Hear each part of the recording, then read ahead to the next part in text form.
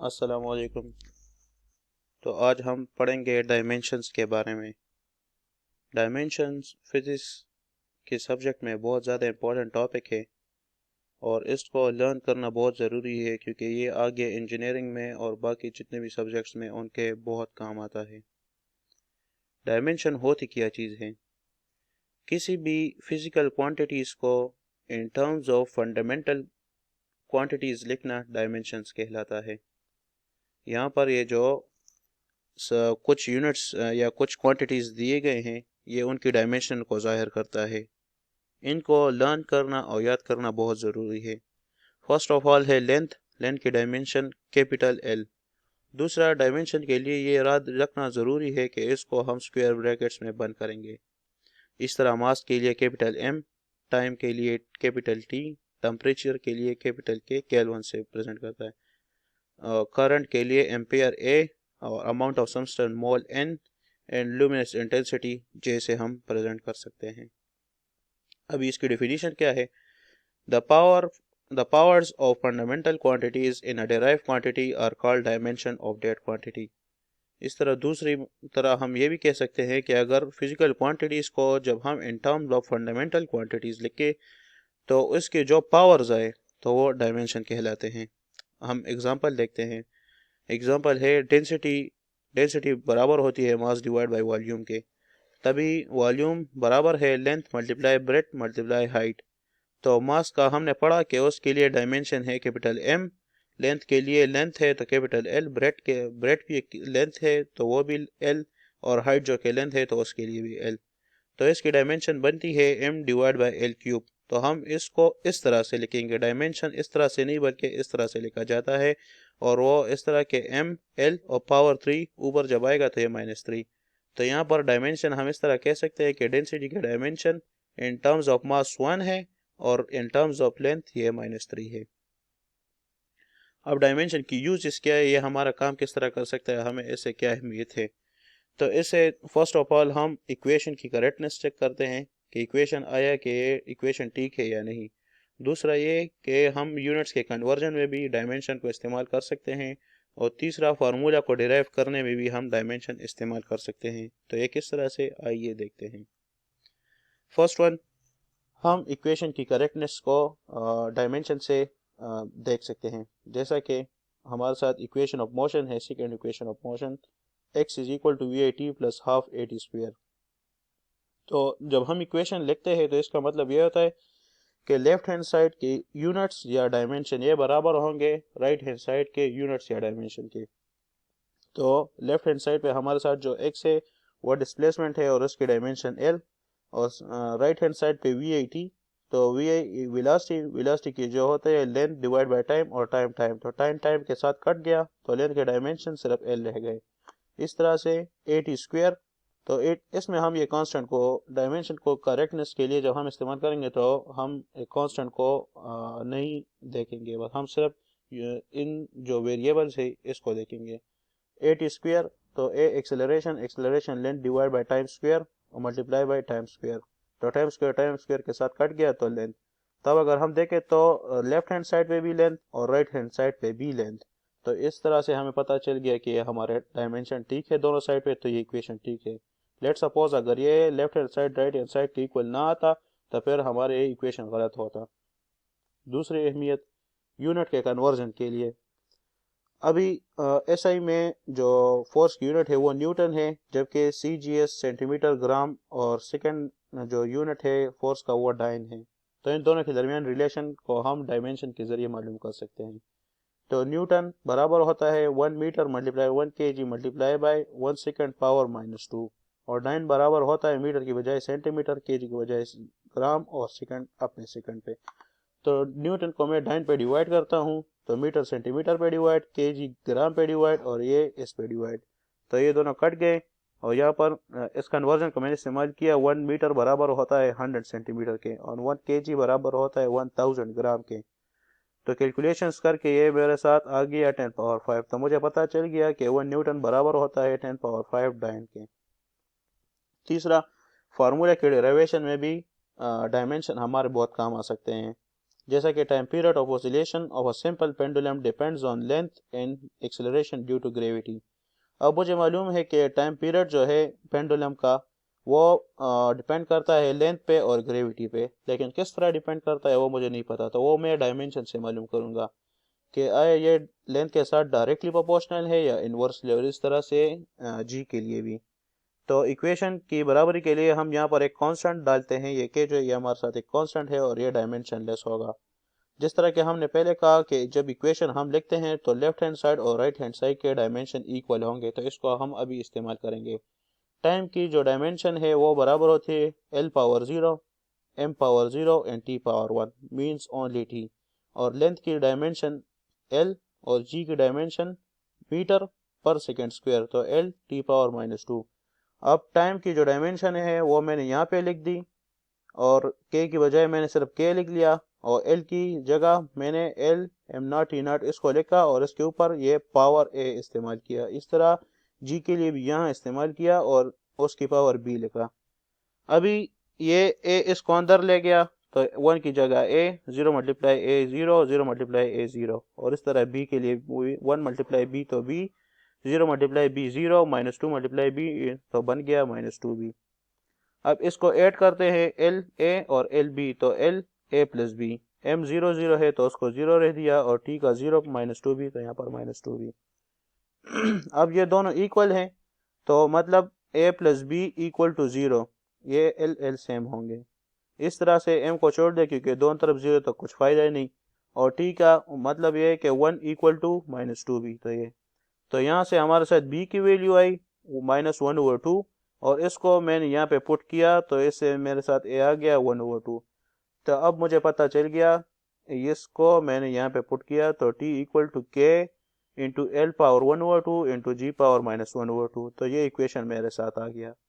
तो इससे हमने फार्मूला डिराइव किया, तो डायमेंशन ने हमें हेल्प दी कि हम फार्मूला को चेक करें और यूनिट को मतलब यूनिट कन्वर्जन कर सके और फार्मूला को डिराइव करें। अब हम लीस्ट काउंट की तरफ आते हैं। फिजिक्स में जितने भी मेजरमेंट्स हैं उन मेजरमेंट्स को करने के लिए हमें इंस्ट्रूमेंट की ज़रूरत होती है, लेकिन हर इंस्ट्रूमेंट की कुछ ना कुछ शॉर्टकमिंग्स होती है, मतलब उसकी कुछ लीस्ट काउंट होती है। लेट सपोज हमारे साथ अपने घर में या हम जो स्कूल लाइफ में रूलर इस्तेमाल करते हैं तो वो 1 मिलीमीटर से कम मेजरमेंट नहीं कर सकता। लेट सपोज मेरे साथ एक ऐसी मेजरमेंट है कि वो पिकोमीटर्स में, तो फिर मैं अपने फुट से नहीं करूंगा तो वो मेरा फुट वो काम नहीं कर सकता। इसके लिए मुझे इस तरह इंस्ट्रूमेंट की जरूरत होगी जिसकी लिस्ट काउंट कम होगी। डिफिनीशन को देखते हैं। The smallest value date can be measure by measuring instrument is called its least count और रेजोल्यूशन। इसको हम रेजोल्यूशन भी कह सकते हैं। तो इंस्ट्रूमेंट की जो सबसे कम वैल्यू है जिसको हम मेजर कर सकते हैं वो लीस्ट काउंट कहलाता है। एग्जांपल्स जो रूलर स्केल का मैंने आपको एग्जांपल दिया तो वो कम से कम जो मेजर कर सकता है वो 1 मिलीमीटर है, तो ये इसका लीस्ट काउंट या रेजोल्यूशन है। वर्नियर कैलिपर के लिए 0.1 मिलीमीटर, स्क्रू गेज के लिए 0.01 मिलीमीटर और स्पेरोमीटर के लिए 0.001 मीटर, तो ये 1 माइक्रोमीटर तक हमारे लिए मेजरिंग कर सकता है। इसके बाद जो मास मेजरिंग इंस्ट्रूमेंट है उसकी लिस्ट काउंट क्या होती है, तो जो हम नॉर्मल लाइफ में इंसान अपने स्केल के मुताबिक वे स्केल करता है या कोई और बड़ी चीज़, तो उसकी लिस्ट काउंट 1 kg होती है। जबकि इलेक्ट्रॉनिक बैलेंस जो अक्सर शॉपकीपर्स के साथ होते हैं उसकी 1 ग्राम होती है। अगर हम ये 1 ग्राम इसके साथ मेजर करें तो हमारे एक जो इन मेजरमेंट्स आएंगे उसमें बहुत ज़्यादा गलतियाँ होगी, तो हमें अपनी मेजरमेंट्स के मुताबिक अपने लिए इंस्ट्रूमेंट चूज करना होगा। इस तरह से टाइम के लिए रेस्ट वॉच जो हम घड़ियों पहनते हैं अपने हाथों में तो उसकी डिस्काउंट 1 सेकेंड होती है, जबकि स्टॉप वॉच जो हम एक्सपेरिमेंट्स के दौरान इस्तेमाल करते हैं उसके लिए 0.01 सेकेंड। एक्यूरेसी पे आते हैं। It refers to the closeness of a measurement to the true value of physical quantity. जब लेट सपोज हम इसको इस तरह डिफाइन करते हैं कि एक स्टूडेंट है जो एक मास है और उसकी ओरिजिनल या ट्रू वैल्यू जो है वो 25.67 kg है। अब एक स्टूडेंट ने उस मास को मेजर किया, उसने ये निकाला 25.61 और दूसरे स्टूडेंट ने मेजर किया उसका है 25.65। तो ये दूसरे स्टूडेंट का जो वैल्यू आई है वो ट्रू वैल्यू के साथ बहुत ज़्यादा मैच करती है। तो इसका मतलब ये हुआ कि स्टूडेंट बी का जो मेजरमेंट है वो बहुत ज़्यादा एक्यूरेट है। तो दोबारा डिफिनेशन को देखते हैं। It refers to the closeness के कितना नज़दीक है ऑफ मेजरमेंट के जिसने मेजरमेंट की to the true value of physical quantity. तो जितना ये इसके साथ मैचिंग करेगा तो उतनी ये वैल्यू या ये मेजरमेंट एक्यूरेट होगी। और इसके बरक्स जो प्रिसिशन है, it refers to the limit to which a physical quantity is measured.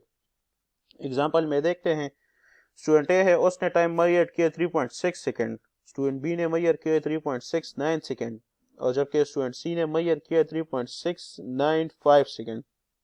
तो इसमें सबसे ज़्यादा प्रिसाइज मतलब वाज़ेह, सबसे ज़्यादा वाज़ेह जो है वो स्टूडेंट सी का है, क्योंकि इसने 3 डिजिट्स तक इसको मेजरमेंट की है। इसके बाद जो इसकी मेजरमेंट आएगी वो 696 आएगी, 697 आएंगी। तो ये बहुत ज़्यादा प्रिसाइज है, बहुत ज़्यादा वाज़ेह है as compare to student one, student A जिसके मेजरमेंट बस 3.6 के बाद 3.7। तो ये ज़्यादा प्रिसाइज नहीं है। तो it refers to the limit to which a physical quantity is measure, कितने हद तक हम फिजिकल क्वांटिटी को मेजर कर सकते हैं। तो यहाँ पे इस एग्जांपल के मुताबिक the measurement made by student C is more precise. Significant figures, the total numbers of reliable digits plus last uncertain digit which are directly obtained from a particular measurement are called physical significant figures. Significant figure जब हम measurement करते हैं तो उसमें जो पहली digit है और जो लास्ट वाली डिजिट है जो अनसर्टेन है, उसमें मैं बहुत मतलब श्योर नहीं हूँ कि वो सही है या नहीं। तो ये जितने डिजिट्स आते हैं ये सिग्निफिकेंट फिगर्स है। इसको हम सीखेंगे एग्जांपल के जरिए। लेट सपोज मैंने मेजरमेंट की है और उसका मेरे साथ रिजल्ट आया है कि 6.11 ग्राम। तो 6.1 पे तो मैं बहुत श्योर हूँ कि ये तो भाई ठीक है, लेकिन जो लास्ट वन है इस पे मैं श्योर नहीं हूँ कि ये 1 है कि 2 है कि 3 है, ये शॉर्टकमिंग है। तो इसमें जो सिग्निफिकेंट फिगर है वो 3 है। इस तरह से यहाँ पे जो लास्ट वन है वो 7 है, तो इसमें सिग्निफिकेंट फिगर्स 2 है। यहाँ पर सिग्निफिकेंट फिगर्स 4 है, ये लास्ट वन पे मैं अनसर्टन हूँ। और यहाँ पे इसको मैं मेजर कर रहा हूँ तो ये मेरे साथ 1.8 सेंटीमीटर आया है। तो इसमें 2 सिग्निफिकेंट फिगर्स है क्योंकि लास्ट वन पे मैं अनसर्टन हूँ। इसकी कुछ रूल्स है। वो रूल्स ये है कि अगर नॉन जीरो डिजिट्स है किसी मेजरमेंट में तो वो सारे सिग्निफिकेंट है। यहाँ पर 2, यहाँ पर 3, यहाँ पर 4, क्योंकि इन सारों में जीरो नहीं है। रूल नंबर 2 कि अगर जीरो किसी मेजरमेंट के दरमियान में आ गया तो वो सिग्निफिकेंट फिगर है। Zeros between non zero digit are significant. यहाँ पे 3, 4 और 5 सिग्निफिकेंट फिगर है, यहाँ पे लेफ्ट हैंड साइड पे लिखा गया है। रूल नंबर 3 जो है, terminal zeros in a number without decimal are not significant unless specified by least count. जो राइट हैंड साइड पे जो जीरोस आएंगे और वहाँ पर डेसिमल भी नहीं होगा तो वो सिग्निफिकेंट फिगर नहीं होंगे। जैसा कि यहाँ पर 1 सिग्निफिकेंट फिगर, यहाँ पे 3, ये लास्ट वाले 0 नहीं है, और यहाँ पे 1 या यहाँ पे 2 सिग्निफिकेंट फिगर है, क्योंकि इसके बाद जो है वो वाला हिसाब नहीं होगा। नंबर 4 रूल ये है, terminal zeros that are also to the right of a decimal point in a number are significant. अब अगर जीरो राइट को आ रहे हैं लेकिन इस तरह आ रहा है कि वो डेसिमल के बाद आ रहे हैं तो वो सिग्निफिकेंट फिगर है। इस प्रीवियस में डेसिमल नहीं था, यहाँ पे डेसिमल है, तो जब डेसिमल के बाद आएंगे तो वो होंगे सिग्निफिकेंट। यहाँ पर 4, यहाँ पे 3 और यहाँ पर 5 सिग्निफिकेंट फिगर्स हैं। रूल नंबर 5, और जब यहाँ पर ये जीरोस टू द लेफ्ट होंगे, अगर उसमें डेसिमल हो या ना हो तो वो बिल्कुल ही सिग्निफिकेंट नहीं होंगे। जैसा कि यहाँ पे सिर्फ 2 सिग्निफिकेंट फिगर, यहाँ पे 3 सिग्निफिकेंट फिगर और यहाँ पे 4 सिग्निफिकेंट फिगर। ये वाला 0 टू द राइट आ रहा है लेकिन ये डेसिमल के बाद आ रहा है, लिहाजा ये इंक्लूड है। Rule number 6, during conversions of unit use power of 10 to avoid confusion. इसका मतलब ये है कि अगर टू द पावर समथिंग आ जाए तो वो सिग्निफिकेंट नहीं होंगे। यहाँ पर 4 सिग्निफिकेंट फिगर है, अगर इसको मैंने सेंटीमीटर में कन्वर्ट करना है तो मैंने इसको इस फॉर्म में लिखना है ताकि मेरे साथ कंफ्यूजन पैदा ना हो। स्टिल वही 4 सिग्निफिकेंट फिगर होंगे और लास्ट का भी यही मामला है।